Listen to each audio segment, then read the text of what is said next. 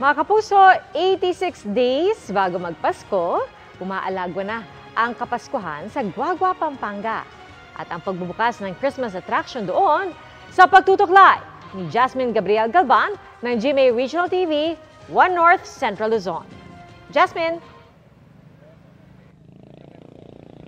Pia, ilang buwan pa bago ang araw ng Pasko pero ramdam na ang Christmas feels dito sa probinsya ng Pampanga. Christmas is in the air na dito sa probinsya ng Pampanga na tinaguri ang Christmas capital of the Philippines. Actually, ramdam na yung simoy ng Kapaskuhan dito sa bayan ng Guagua kung saan ay may mga bukas na bagong atraksyon. Ito nga yung ating kinaroroonan, ito yung Christmas land kung saan makikita rito syempre yung giant Christmas tree na napalamutian ng mahigit sa 15,000 na Christmas lights. Meron din ditong tunnel of lights, Christmas display, Christmas house, Christmas statue at gift boxes.